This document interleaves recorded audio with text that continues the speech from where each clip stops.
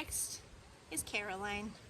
Now, Caroline is the doe kid that I just fell in love with her mom.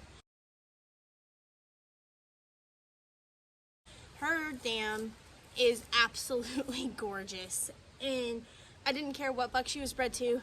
I had to have a doe kid out of her when I saw her.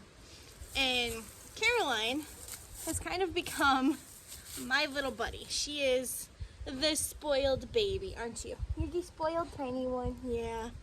She has to have her daily hugs, or she will just continuously yell at you until you give them to her. And she gets away with everything. Now she was a quad, and she was tiny. As you can see, she is, oh, let me back up here. She is still pretty tiny.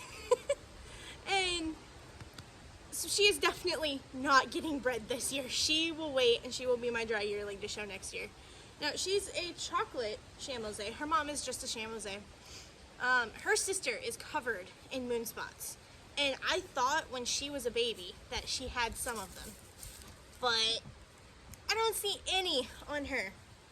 And apparently her dam doesn't have any, but she throws them anyhow. So I don't know where that's coming from, but maybe we'll get some pretty little kitties out of her. But I love this little goat. She will probably be a lifer here, no matter what. She's just spoiled rotten, as you can see. Spoiled rotten. And look at this top line, now that she's standing here. I just absolutely love this little doe kid. I think she is going to show incredibly well in the show ring as a dry yearling. And given that extra time to get a little bit bigger and mature, she's not going to be the biggest Nige ever. She will stay petite in size. But I think that she will have an udder similar to her mom's. And she will, are you smiling for the camera? Yeah, you're smiling. But I think she will have an udder that will fill in back here. I know I'm touching you. You're wagging your tail. I know. Show everybody your butt. I know. How rude, right? There, you can kind of see it. She's pretty wide, and the bigger she keeps getting, the wider she keeps getting. She's pretty wide in the chest for her size.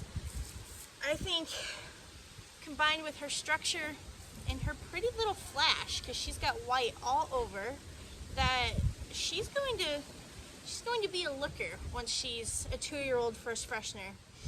And I can't wait to see what her and Flynn have. Or I have another Nige that was an unplanned purchase. That she has blue eyes. And if her and Flynn make a blue-eyed buckling that is of really nice quality, he may stay, and he might get paired with this one. Time will tell. That'll be super exciting. I'm hoping she takes, because we should have already had, 30 plus days from the first breeding. But little bitty here is like my little sidekick. I absolutely love her. I think she's going to be an awesome doe, and I cannot wait to see what the future brings for us in the show ring and her maturing. I hope she lives up to her mom's standards, because she set the bar really, really, really high. And I'll include pictures of her. She's a beautiful doe, and I feel like this little one will be a copycat of her, given time to grow up. I already know from talking to the breeder that it's a slow growing line, which that's perfectly fine with me. Take all the time you need to grow, little bitty. I feel like you're gonna be worth it. Yeah, I do. Be sure that you have the subscribe button hit and your notifications on. That way, if you like Caroline and think that she's gonna grow just as much as I do and be a spectacular doe, you can stay up to date with her and everybody else going on at the farm. I am ecstatic about her. I can't even think of enough words to say with how much I really like that little goat. She's incredible. And she's got the greatest personality ever, which makes it even better, because not only when they're beautiful animals to look at, and they have an awesome personality to go with it. It just makes the best animal possible. I mean, what more could you ask for?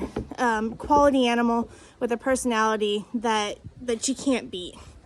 And it just makes them amazing. So be sure to follow, because there will definitely be updates.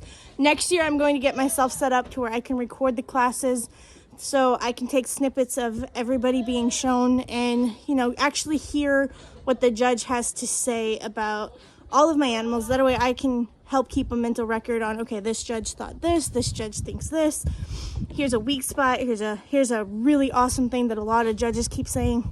That way I can look back and be like, oh, okay.